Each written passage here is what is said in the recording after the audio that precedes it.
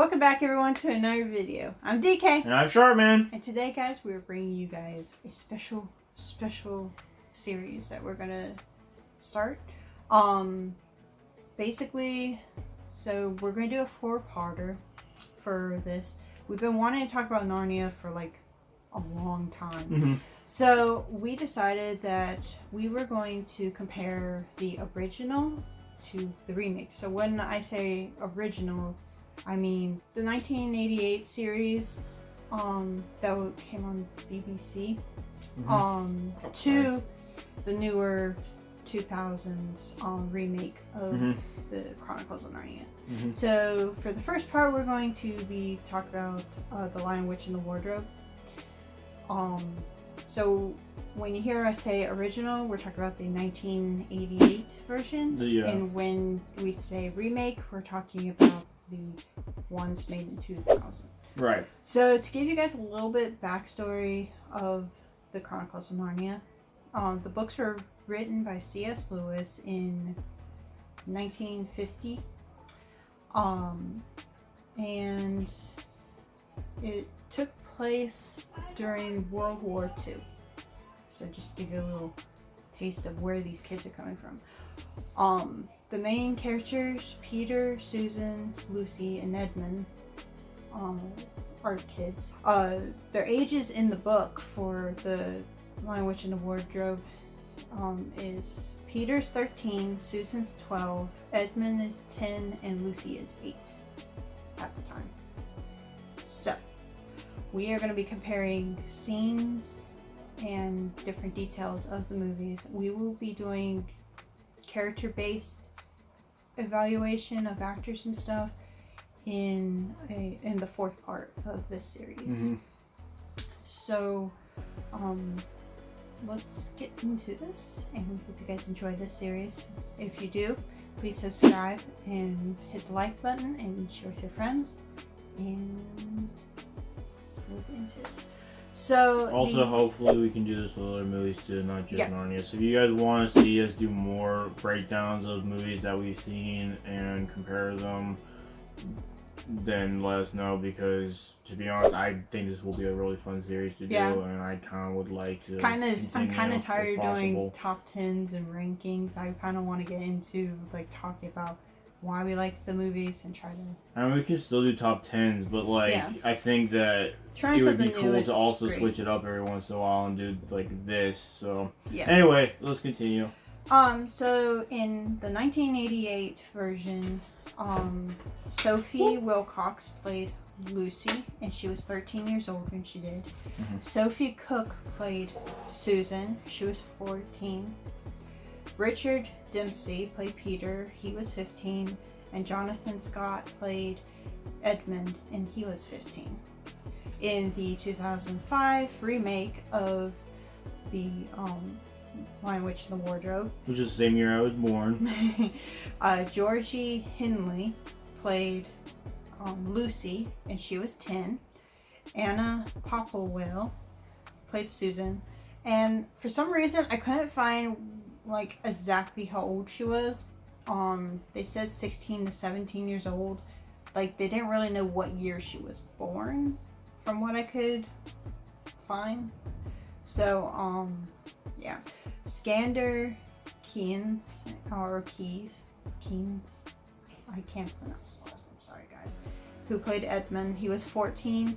And William Mosley, he played Peter, and he was 18 years old when he played him.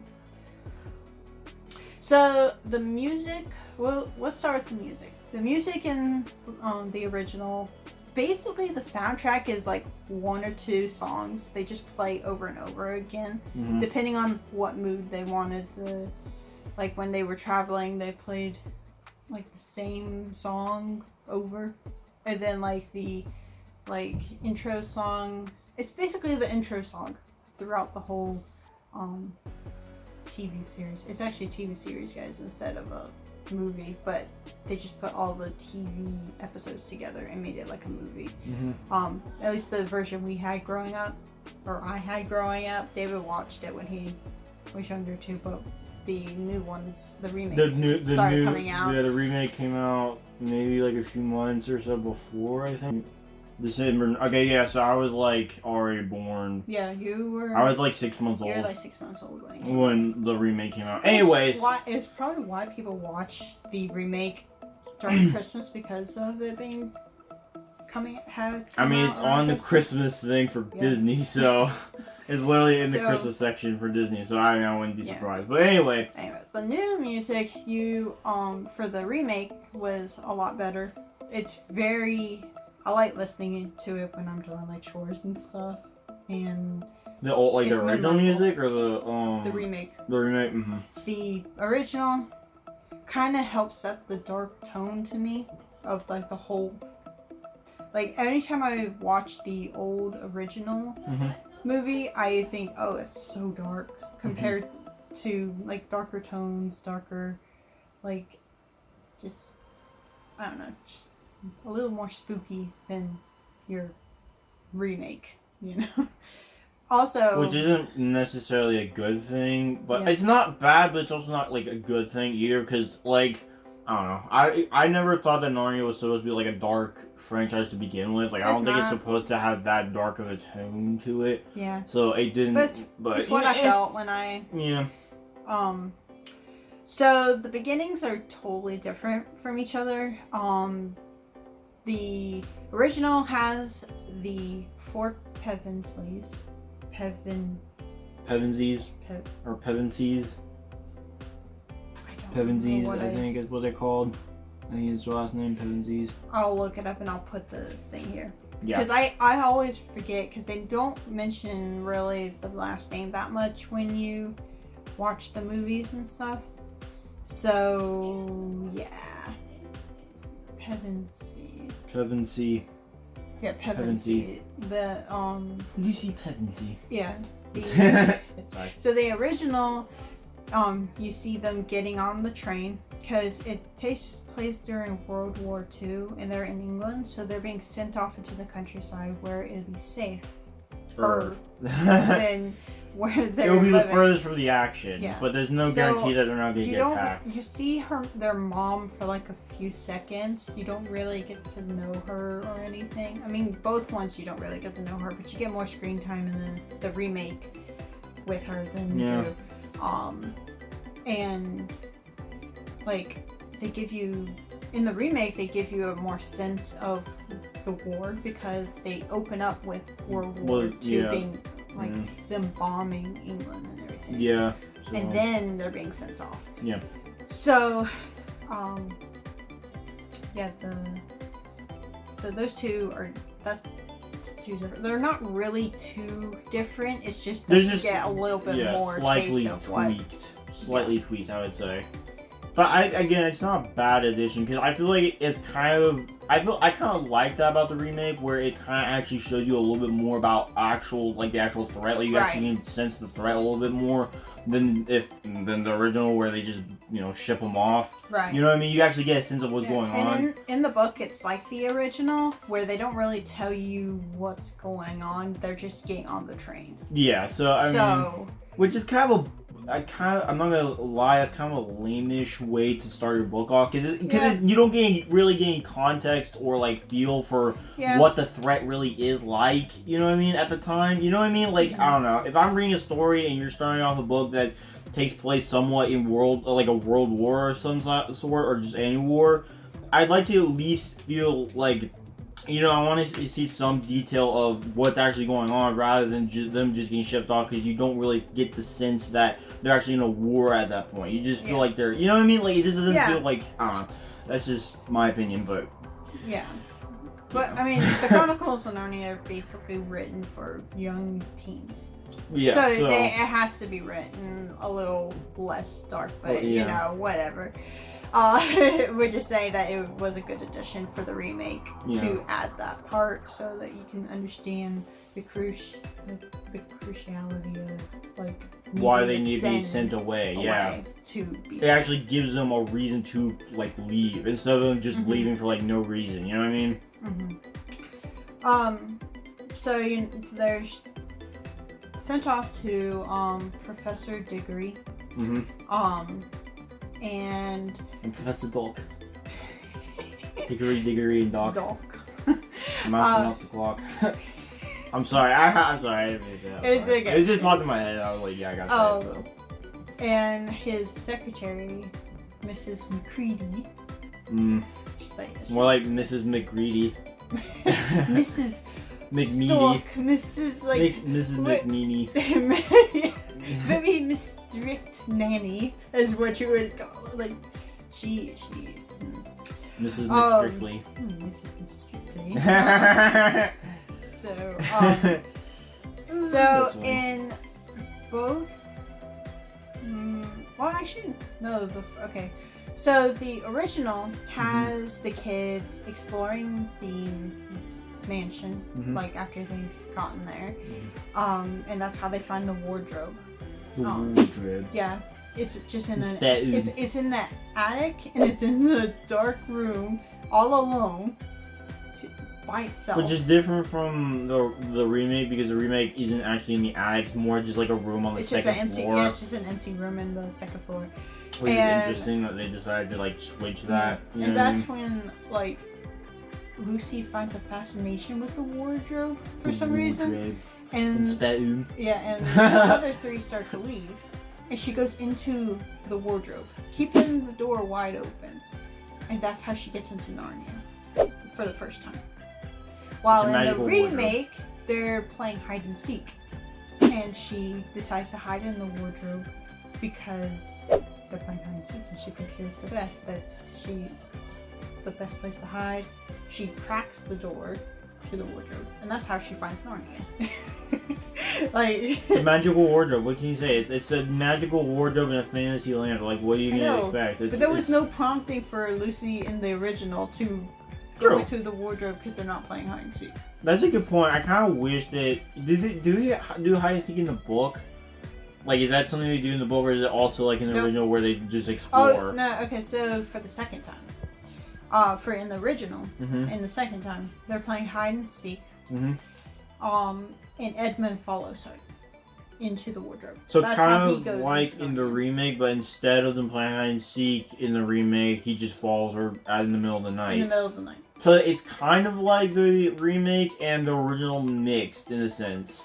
It's like sort of. I guess. I don't know. Yeah, in the remake, it made sense for Lucy to go into the wardrobe for the first time. Right. The second time that she goes into the wardrobe makes sense because she met somebody. Right.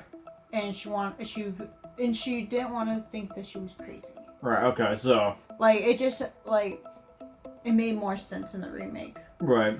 I just had to ask because I didn't know if like they also were like, because so far you've said that the original and the book are like really, really similar, so I just wanted to know if that was also something they did in the book, because I haven't read the book yet, so I probably should read them, but I haven't read them yet, so I wouldn't know. Yeah, I will say that the original is more accurate adaptation of the book, but I think that the remakes did a fantastic job of, well, at least this movie did a fantastic job of taking all the elements of the Lion, Witch, and Wardrobe and made it more exciting and more sense. Made it make more sense. Right.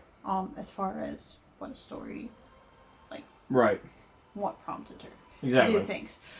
So, I'm sorry I had to ask. No, you're good. For Mrs. McCready. Okay, so for the way that all of them get into. Actually, hold on. I skipped a part that's backwards in my notes. Was backwards? Okay, so Lucy, when the first time she goes into the wardrobe, she finds Narnia.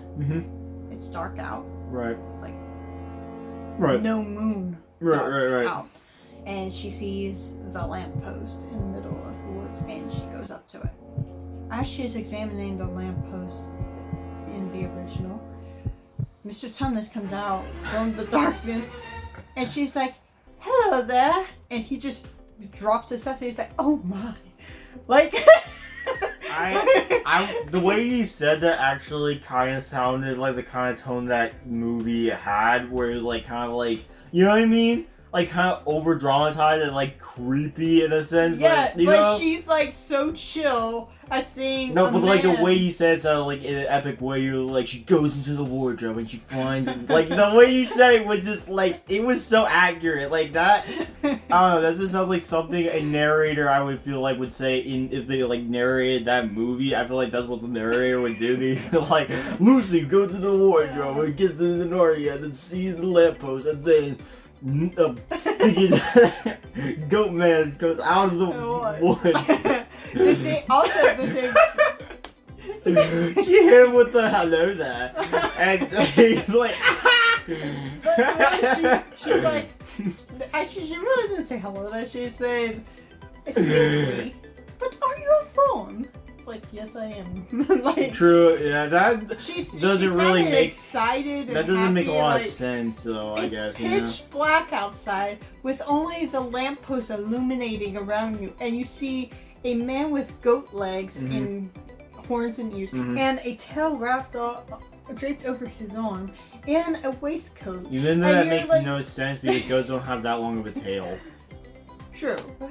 Just saying, like they don't have that long of a tail, so it makes no sense. It made no sense, but it's how C.S. Lewis described him in the, Yeah. It was just so like, okay, if I was a 9-year-old or 8-year-old, I would be terrified to meet a stranger who looked like that in the middle of the woods in a magical land. With crunching, like, you can't see him at first. Yeah. And then he just appears out of nowhere. Especially at dark, like Darko 100. I would be terrified. Can I just say this? I know you're not gonna like what I'm about to say because it makes no sense when you compare it to the remakes, but I gotta say this. Maybe here's what I'm saying. Maybe she, and again, this is not written to the story in any way, but here's my theory. Maybe she was fascinated with mystical creatures like minotaurs and stuff, and so when she goes into a land with real life, like, fawns and stuff that are like a part of real life history, in a sense, it probably is, really exciting to her, but then, but again, that doesn't really make sense when you compare it to the remakes because she's, I don't know, but I'm just saying, like, it makes... Yeah, I'm just trying to think of possible reasons as to why she probably didn't get, you know what I mean? But okay, yeah, I could if be you wrong, take though. it that way, I can understand it now. Because I'm not that person. I've been terrified of things. If I saw something like that, I would be terrified. Especially when it's so dark. A little bit, like, okay, but in the remake, she does get startled. I know that. I would get startled. I know.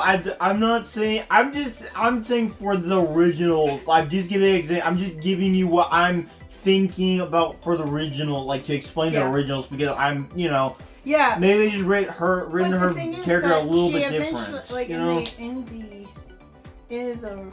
Yeah, well, that actually makes sense. I don't know. I'm just trying to think of reasons. I'm just trying to make some reasoning for this. I don't know. That's just I guess because some kids are not scared of things, and it weirds me out that some kids are just not scared of anything. They're so fearless. I'm like, what are you doing, crazy child? Like, you literally hit him with the hello there, and he just was like, whatever. It was like, I don't know. He was the only one who was startled. I know. It was just funny. Like it was funny. In the original, he was the only one startled for a second. But in the remake, Lucy is startled for a second. They're both startled. He's hiding behind a tree. She's hiding behind the lamppost. Then they eventually come out and it's like talking to each other, and she's more fascinated eventually again. But if I heard crunching noises around me and something just suddenly appeared out of nowhere, I would be terrified. I know, I would be probably wearing my pants. I'm not gonna lie. In the remake, there's actually like moonlight, so it's lighter outside. I know, it's not supposed to be a pitch lighter black, tone, so but... you can see, so you can see him, Mr. Tumnus, scared the mess out of me. It would be funny if he did Joe Grievous. He's like General Lucy or whatever. I don't know. It was just funny. Or I don't know. It's just really funny if he had like his General Grievous moment. I don't know why. She's like, I don't know why I said hello there. Hello there. Oh, it makes sense too. If she's saying like that too, because she's British, so it makes or like English, so like it makes sense if she's saying like that. When we did Prince Caspian. Wait, she actually did say it like that though. She was like, "Hello there," like you know what I mean? But like, well, maybe not in the same way that Obi-Wan Kenobi did. But it's funny because she said it that way. I got a note to do. This is a bonus thing in the Prince Caspian thing because I just thought of something. Hello there. All right. Anyway, I'm sorry. We gotta continue. Otherwise, this video is gonna go for way too long. Yeah. So. So the next thing to compare is Mrs. McCready. Why did you switch those, by the way? Because she goes into the wardrobe first. Yeah, that's right, yeah. And this happens after. Yeah, you're right. Okay, I'm sorry. I accidentally, like, when I you wrote it backwards, yeah. Okay, so that makes sense. Anyway, so yeah, so how all four of them get into Narnia is that in the original, Mrs. McCready is showing some people around the house. Yep. And they're trying to stay out of her way. Indeed. So they go up to the wardrobe. For some reason, Mrs. McCready and the others go up to the attic as well for some reason. Yep. So they go into the wardrobe. Into the wardrobe of his spare room. Yeah, and they're all surprised and they finally believe Lucy. Yep. Lucy, who never lies. The truthful Lucy. Why did you say like that? Because, like, everybody did believe her. We are not, I never lie. Like, that's not the right thing to see. I'm sorry. We're not, we're not, I never lie. Anyway, we're a totally different movie. Let's continue. Okay, so in both movies, both shows, both whatever, they don't believe Lucy when she says she goes into Narnia. Yeah. And then eventually they finally all get into Narnia in the original. Yeah. And they all apologize to her and like, you know, it's just so I don't know. They finally like Susan and Peter were like, okay, let's go meet Mr. Tumnus. Yep. So yeah, they start heading to Mr. Tumnus's house. Also, when they get to Mr. Tumnus's house in the original, they just walk to his house when they see it's broken into. They do not run to see if he's okay. They just walk there. In the days. They don't even speed walk. They just normally walk like it's a casual walk in the park. It's weird. It's so weird. Also, another thing I want to point out is on their walk, Edmund, despite him being the, like, you know, about, you know what I mean? He seems to be the one person who has actual reasoning about strangers because he, you know, because he tells Peter that how we know you can trust him, how we, like, you know, he could. Edmund telling Peter? Yeah, that's what I'm saying. Okay, that's what he said. Didn't I say that? If you I didn't say Peter that, I'm sorry. said to Peter. Sorry, I meant Edmund says to Peter in the original when they're on their way that, like, how can we trust him? How we know he's not like this? Like, he says it in the remake too, but he doesn't say it on the way there. He says it when they're already there, which is something I kind of liked from the original, which is where he actually pulls him aside on the way there and, like, explains his concerns. And I feel like, I know he's kind of like a mean person in the beginning, but, like, it kind of makes sense that he would have awareness towards strangers because, I don't know, he just seems like the person with reason in that scene. Before you guys point out that Edmund, like, we wouldn't believe Edmund because he met the White Witch. Yeah. Well, he's trying to cover up his own butt for saying that he didn't come into Narnia. Yeah. But in the remake, the reason they go into the wardrobe is because they're playing. Are they playing cricket? I'm pretty sure it's cricket. I could be wrong. They're playing because it looks like they're using a cricket like bat or like cricket. I don't even know what they would call it. And Edmund hits the ball and it breaks. It breaks through a window and starts and like breaks a lot of things in the room. Plus, it would make sense for it to be cricket because I'm pretty sure cricket's an English sport. Yep. And that along with polo. So Mrs. McCready was like, "What in tarnation is that noise?" And they're like, "It's the McCready." So they're trying to run. They run around the mansion trying to escape her. With ominous music playing. Edmund actually leads them into the wardrobe, saying was hiding the wardrobe. Because even in the original, I thought it was Lucy in the original, and then it was in the Edmund original in it the remake. was Lucy. Yeah. I said in the remake. Oh, okay. So in the remake, yeah, it is Edmund who does. He's the one who's like. I mean, they don't really have any other choice too, because I mean, that's kind of their only option, because McCready's coming the only way in or out of like that hallway. So like, it makes sense they'd have to hide in the, you know what I mean? Yeah, and they come into Narnia. Fall backwards into Narnia.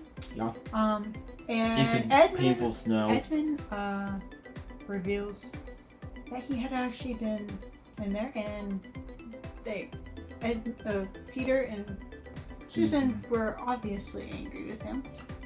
Didn't you see the snow is like burning? It like burns or whatever in the like movies, like the snow, the fake snow that they use is like burns if it gets in your eyes. You can't do it in your eyes because it burns. Yeah, so I don't know. Speaking of snow, the snow in the original, so fake. Like, extremely fake. You can tell it is. Yeah, it's weird. It's weird looking. Also, forgot to mention this at the beginning, but the originals, they used puppets, and they used really bad CGI. wacky Or like bodysuit costumes and face paint for the characters, for certain characters. And really bad like animation or whatever for the like ghosts and ghouls and stuff like. Yeah.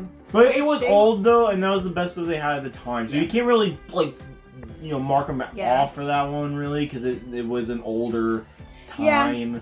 I'm not saying. Stuff. I'm just saying that. Yeah, it just didn't age well. It hasn't aged well. It has not aged well. I mean, they're still good, and I still like will look them up on YouTube every once in a while and watch them. But I'm just saying, like nowadays, it's not gonna look that great. But right. The next part. Oh yeah, they do go to finish off that scene. They do go to where Mr. Tumnus lives. They see that his door's busted open, and they run to the house. Like Lucy runs. In the She's remake, so yeah. concerned. And then they run after her. So, at least in the remake they do. In the originals, like we said, they just like walk like it's a Sunday afternoon in the park or whatever. Yeah. The next part we're going to talk about is when they meet the Beavers. Mr. Beaver. So, in the original, they come out of the house and they look around because they hear something, and they see Mr. Beaver hiding behind a tree. Again, the worst looking beaver ever. He's like 8 feet tall. It feels like. And they're like, "What is he doing?" And he's doing this. They must have gotten a short guy to play Mr. Beaver. Either that or they have really good like effects for like making him look short, because he looks like he's Peter's height at least, like eye level. Like he's at least at Peter's eye level. Maybe his head part, like this part's taller than him, but like his eyes are like right there. He must have been just like a 5. So he had to be like short. Something. Yeah, he had to be a short. Anyway, but yeah. You see Mr. Beaver doing this, and they're like, "What is he doing?" It's like, maybe we should go over there and talk to him. Yeah, let's go talk to the strange beaver in a strange land that we don't even know can talk. And Edmund's like, how can we trust him? And like Peter's the one who's saying, "Let's go talk to him." And he's. I mean, that's probably. I think that's the worst like move Peter makes in the entire series is just that one move, because stranger danger. Apparently, he wasn't listening to his mom, because clearly, if he was being a good brother and stuff, he wouldn't have made the mistake or that big crucial mistake of talking, I don't know, I'm just saying, like, he's not being very cautious like a good older sibling or parent would in that situation, you know what I mean? I don't know. So, like, it's funny because Peter, they go up to Mr. Beaver and he's like, "Shh, we're not safe here. The trees are listening." The trees hear everything. Yeah, so they follow him, and every few like scenes, you see Mr. Beaver looking up like this, and then turn to them and like, yeah. It's just almost funny. like it's a spy movie and they're like sneaking around or whatever. And then he's like, I don't know, it's weird. In the remake, when they meet Mr. Beaver, he's they have CGI, so he's a beaver. An actual, like, normal size looking beaver. And they're like, it's a beaver. It is a beaver. And Peter reaches out and he's like, that is actually the one thing I did like about the remake version of here. Like, that's the one thing I did like, was that he was a lot more cautious and was a lot more, like, you know, like, resistant until he realized that he was, like, you know what I mean? Like, he was more... smell it if that's what you want. I'm just saying, that's the one thing I like. That one scene was probably one of my favorite scenes that Peter actually did from the remake, was that because he was more cautious and acted something like I feel like an older sibling would do in that situation. Mm-hmm. I don't know. I feel like he was just better in that one scene than the original because of that. But that's just my opinion. But that scene was funny because, like, Mr. Beaver, he's like, I ain't gonna smell it if that's what you want. Yep. He can talk. Yep. It's like, Lucy Pevensey. Lucy Pevensey. Anyway. So they take... So Mr. Beaver, Mr. Beaver, I said Beaver, not Beaver. I meant to say Beaver. Mr. Beaver leads the kids back to the lodge where Mrs. Beaver is, and they go inside. They talk a little bit about the, Aslan, the prophecy. I started there. I'm sorry. Prophecy. Edmund, is asking questions. They laugh at him, whatever, and then he leaves and heads towards the witch's house, which is up near the two hills that she points out. When they first meet, she points out that there are two hills, and her house is like in between the two hills. So he heads off, and everybody's still talking. They don't realize he's gone. They're about to leave, and then they realize Edmund's gone. So. Well, in the original, they don't go after him. They kind of just, like, start packing up and stuff. They need to go see Aslan. Yeah, but in the remake, they do go after him. They see where he goes. They decide the best course of action, which is smart of them to, make this decision, is to go find Aslan. So they head back to the lodge in the remake to get everything packed, all that stuff. But the witch's head of police, Maugrim? Yep, Maugrim. I think that's his thing. Maugrim? So in the original, he is a werewolf. So he can turn into like a human, human wolf. He went by himself to the lodge. No, he didn't. In the original. No, he didn't. Yes, he did. No, he didn't go by. Well, into the lodge, yes, but he went with one other. Like, he went with one of his minions to the lodge, and then he went by himself into the lodge. Probably to keep a lookout for him. Yeah, so... Yeah, so they go... so, like, I don't know. Maybe I'm just gonna say that the original made more sense of him... Okay, so, like, in Mr. Tumnus' house, which we forgot to mention this, he had written a note. Right, yeah. Written a note and left it there. The remake, he does not turn into like a human form. He's just a wolf. He just looks, when you look at him, you see that he looks like the alpha. Like, he looks like it. Yeah. So, yeah, the original, I liked it better that he was, I know it looked horrible, but it made more sense of how he could ride him.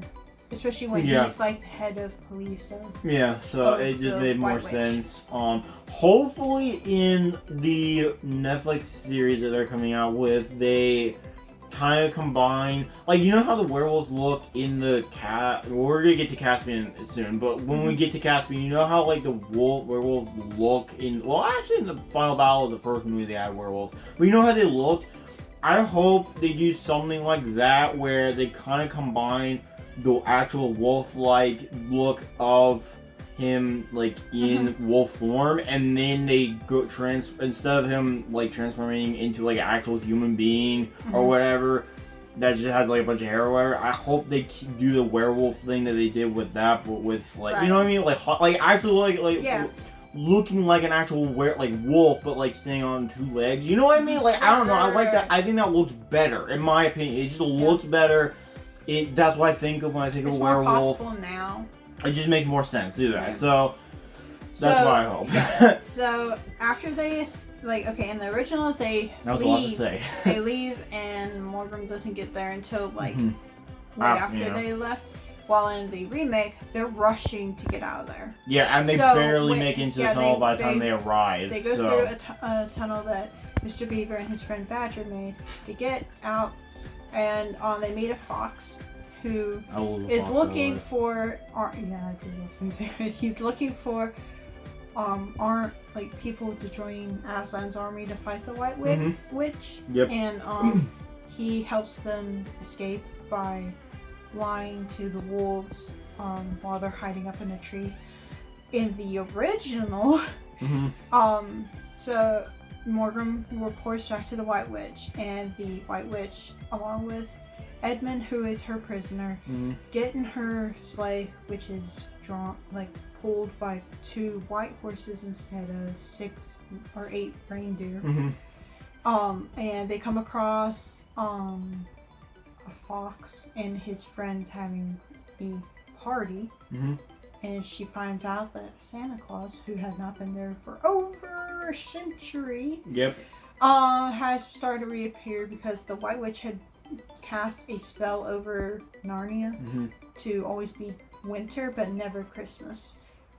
Her powers were starting to dwindle, which meant Santa Claus could come back. Right. So he gives people, when she finds this out, she turns the fox and his friends into stone. This is Edmund's first time seeing her turn somebody into stone. Right.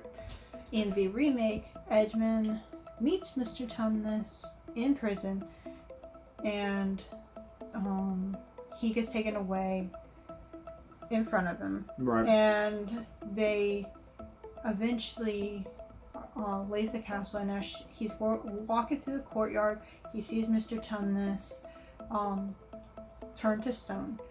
And later they're standing beside a river, and that same fox who helped the siblings escape, he watched him get turned into stone right in front of him. So the difference is that the fox in the remake helped him escape, and I have a little bit of critique with that too. What?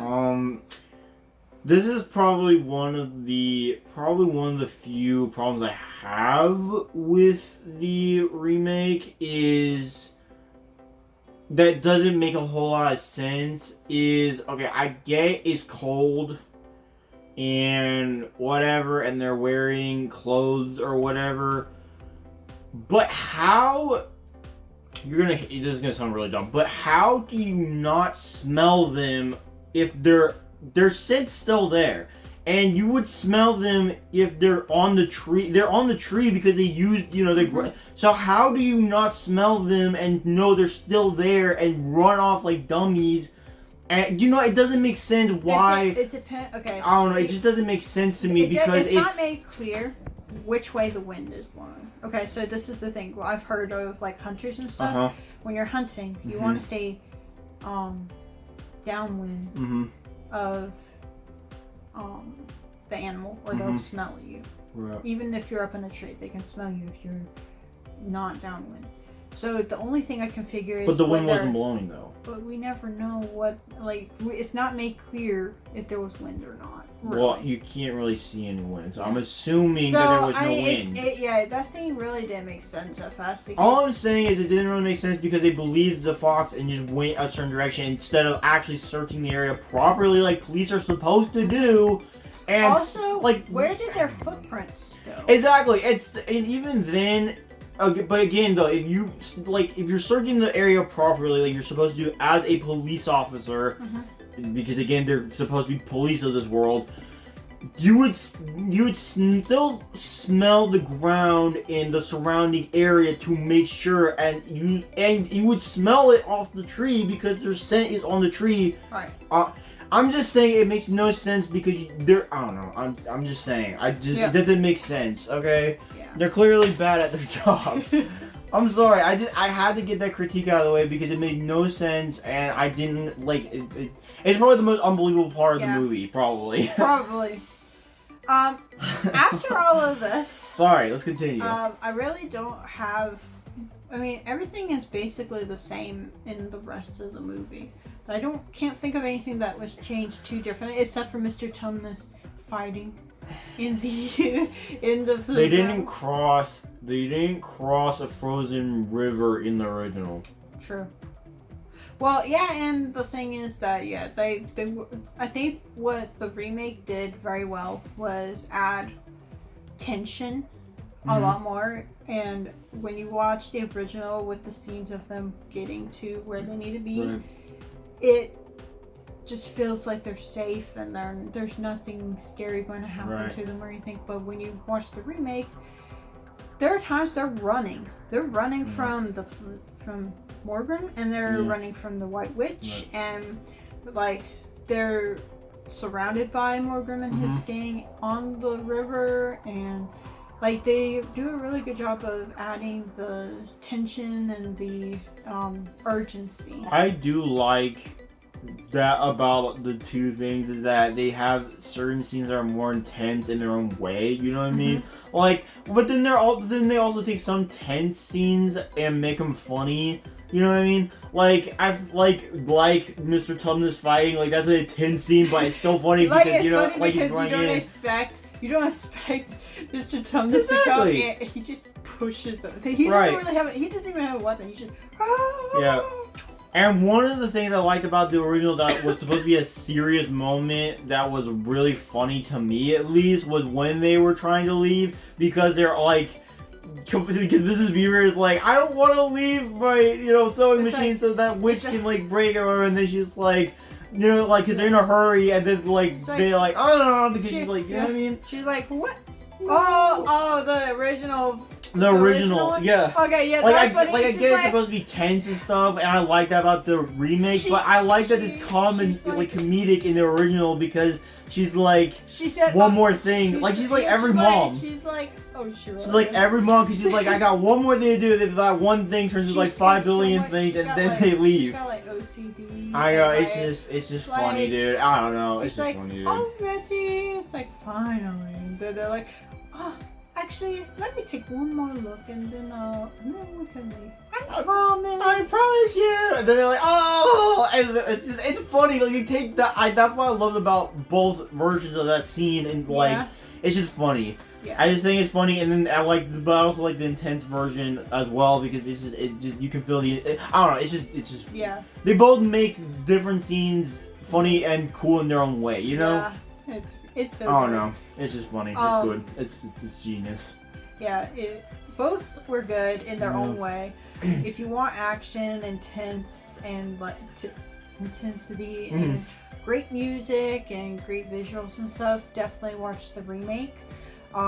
If you want an adaptation that is very true to the book itself, watch the original, because that's basically what it's like. I can't wait to talk about all the characters in another video, because that might have to be a two-parter. Yeah. Because we just love the characters so much, and talk about their flaws and their stuff. I will say this though, one thing I did like more in the remake, like probably my favorite scene from the remake was the battle scene, but more so, not just because the action was more tense, like you can feel like the urgency and stuff in like the moment in some of those moments, but for two other reasons. One, I feel like Edmund actually that's when Edmund finally started to get better. In my opinion, and, well, I don't like saying that, because I still feel like his redemption arc was, it's like when his redemption arc starts. Well, in a way. Okay, here's what I think. The beginning up to the point where they're leaving the castle. Oh yeah, it's his redemption arc, but it's not his actual moment, in my opinion. Oh yeah. It's not his actual moment. His story goes on for a long time. So, but that and... Guys, David and I talk about this all the time, and we hope that in the character discussion we are going to defend Edmund so much and talk about why we think he's the best Narnia character. Yes. And two, because you guys probably can't see it, but behind us I have, kind of like to the side of us, I have probably the coolest weapon in Narnia, history. You can, say whatever you want about, Susan's bow. You can say whatever about Lucy's healing cordial or whatever it's called. But in my opinion, there is no cooler item in Narnia than Peter's sword. Like, there is just no sword or weapon or nothing that compares. And I'm saying that because I have a like replica, so to speak, of his sword on my wall. So I am a big fan of his sword because I think it's the coolest looking thing ever. To me, it's the coolest looking thing ever, and I'm happy I have it because I was like, I don't know. It's just it's just watching him use it. I don't know. Anytime it's being used, I think it's just the coolest thing ever. Yeah. It's just the coolest weapon, like hands down. In my opinion, it's the coolest weapon. Yeah. That's why I like the battle scene better in the remake, because in the original, the sword looked like it was a floppy, made out of plastic. It didn't look. Everything looked cheaply made. But it didn't even look like a legendary sword. Yeah, right. like it's supposed to feel. I feel like it felt like a cheap plastic sword you'd get at Walmart or something. It didn't feel like. Like, to me, I feel, I don't know if they, like, portray that in the book. Like, it's supposed to be, like, a really important sword, because it technically is. It's supposed to, whatever. At least to me, that's how I portrayed it, was that it's supposed to be, like, this really legendary sword or whatever. I could just because I watched the originals, or not the originals, the remake a lot, and so I just feel that way. And that's just how they portray it, and it's probably not how they portray it in the book. But to me, it's supposed to be this legendary sword, and whenever I go back to rewatch the originals, it's like, it's gold, and that's it. That's all it looks floppy. It literally looks like the sword I had for that one Halloween dress-up party that we had at, the Gray's house? When I had I forget what it was. But you know what I mean? Like, it looked cheap, and it didn't look... Like, it didn't look like an actual sword, period. It just looked like a toy. It didn't look like an actual weapon. And to me, that's kind of sad because, even if it wasn't a legendary sword, it's supposed to look like a sturdy weapon of war. It's not supposed to look like a floppy toy a kid plays with, at Christmas time. I don't know. It just... It does. I don't know. That's just the one beef I had with it, and why I like the remake better. It just looked better. So what would you rate the original? The original. Out of 10, the original Lion, Witch, and Wardrobe. Out of 10, for accuracy wise, it would be a 10 out of 10 for accuracy wise. Even though I've not read the book, just from what you said, it's probably gonna be like a 10 out of 10 for accuracy. It's a 10.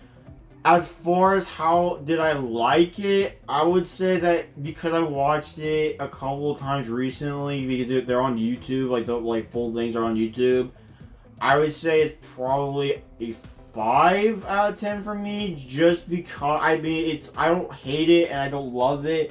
It's a good popcorn flick for me. Yeah. It's a good thing for, it's something I would sit down and watch while I'm eating a snack or something. It's, it's a fun, clowny, original take of, as far as, film wise, it's an original take, and it's fun, corny entertainment that, didn't age well, but, it's still, good. So I would say 5 out of 10 for me. Yeah, I would probably do 6 out of 10 for the original, just because, I did grow up watching them. They were the only. I mean, technically, I did grow up watching them because we didn't really watch the remake until way later. But not way later, but at least so we technically grew up. Both of us kind of technically grew up on the originals. Yeah. So I would say that the originals definitely have a soft spot in my heart, but it's definitely not my favorite out of the originals. So. And then for the remake, what would you rate it? Remake accuracy obviously would probably be an 8, because you said that there were a few things that weren't as accurate, but it's pretty close. As far as the remakes goes, there's probably the most accurate out of the remakes, you said. Yeah, it is. So I would have to say that's probably an 8 for accuracy, and for font, action value, I would say it's probably an 8 as well. I would say an 8 as well for action, just because I don't know. It's just more intense. It's got better like choreography, if that's the right word. Just better like fight. Like it just feels like it's an actual fight. You know, the swords actually clean like swords are supposed to. I feel like.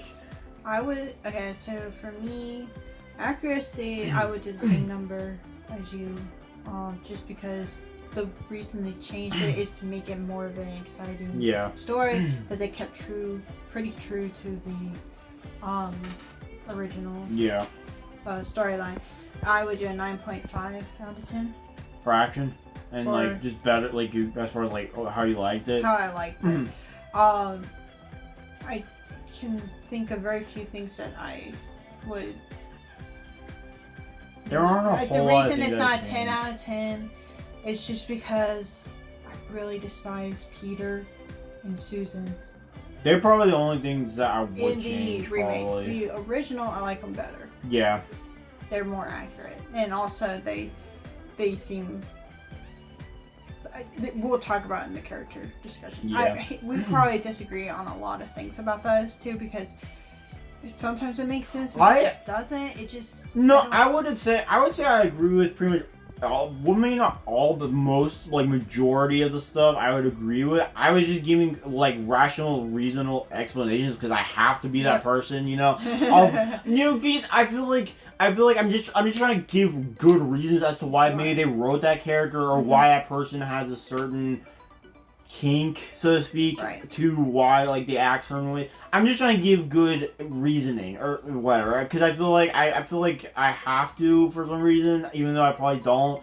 But I just because I'm giving a reason, so to speak, doesn't mean that I like, you know, that reason or whatever. I'm trying to give an actual reason to it because it seems like it doesn't actually have an actual reason, you know? Yeah. So that's gonna do it for this video, guys. We hope you enjoyed it. Yep. Tune in next time for Prince Caspian, and we'll see you guys for the next discussion. Bye. Bye.